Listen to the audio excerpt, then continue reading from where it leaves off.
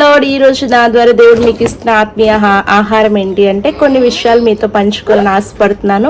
నరకంలో కంట 3 వర్గాల ప్రజలు వెళ్తారంట.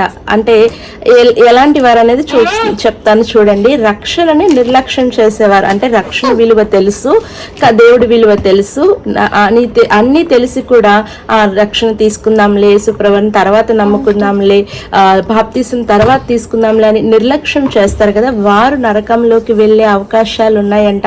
రక్షణ పొందలేనంత తీరిక లేని వారనమాట. అంటే ఈ లోక ఆశలతో నిండిపోయి, అంటే దేవుడిని నమ్ముకుంటే అబద్ధం ఆడకూడదు, మోసం చేయకూడదు, లంచం తీసుకోకూడదు అని రక్షణ పొందలేనంత ఫస్ట్ సంపాదించేసుకున్న తర్వాత రక్షణ పొందడంలే అనుకుని సంపాదన ఇదిలో పడిపోయి రక్షణ పొందలేనంత తీరిక లేని వారుగా ఉంటారు కదా, వాళ్ళు కూడా నరకంలోకి వెళ్తారంట. రక్షణ త్రోసిపుచ్చేవారు ఆ రక్షణ విలువని చెప్పినప్పుడు విని మాకు అవసరం లేదులే, పాపం లేదు, పుణ్యం లేదు, నరకం లేదు, పరలోకం లేదు అని త్రోసిపుచ్చేవారు కూడా నరకంలోనికి వెళ్తారు అని చెప్తుంది లేఖనం. యోహాను 12:48 ప్రకారం రక్షణ అవసరత లేదని చెప్పుకునే గర్విష్ఠులు కూడా ఉన్నారంట, వారు కూడా నరకంలోకి వెళ్తారని చెప్తుంది లేఖనం వచ్చేసి.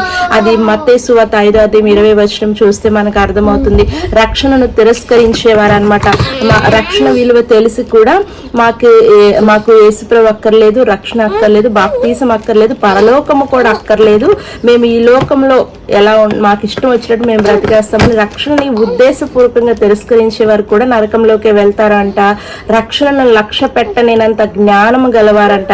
వాళ్ళు ఏమనుకుంటారంటే అధిక జ్ఞానము చేత ఏమనుకుంటారంటే వారు అధిక జ్ఞానం చేత రక్షణ లేదు, ఏమి లేదు, మొత్తం మనం బ్రతికే దాన్ని బట్టే ఉంటుంది అని అంటూ ఉంటారన్నమాట. మనిషి నువ్వు నిజంగా నీతిగా బ్రతికినప్పటికీ కూడా, నువ్వు ఎంత జ్ఞానవంతుడివైనా కూడా, ఎంత అందమైన వాడివైనా కూడా, అందగత్తెవైనా కూడా, నీవు జ్ఞానం కలిగిన దానివైనప్పటికీ కూడా రక్షణ లేకుండా యేసుప్రభు ద్వారా మార్గంలో నువ్వు నడవకుండా, లేదా యేసుప్రభు అనే రక్షణను నువ్వు తీసుకోకుండా నువ్వు పరలోకానికి వెళ్ళడం అనేది సాధ్యమైన విషయం కాదనమాట.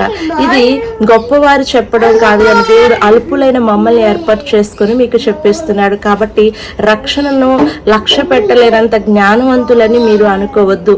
రక్షణ అనేది జ్ఞానమునకు మించింది అనమాట. కాబట్టి మీరు రక్షింపబడాలి అన్నప్పుడు యేసుప్రభు నామాన్ని ఒప్పుకొని, ఆయన నామములో మీ పాపములు ఒప్పుకొని బాప్తీసం తీసుకునే వల్ల మీరు రక్షణ పొందుకోగలుగుతారు.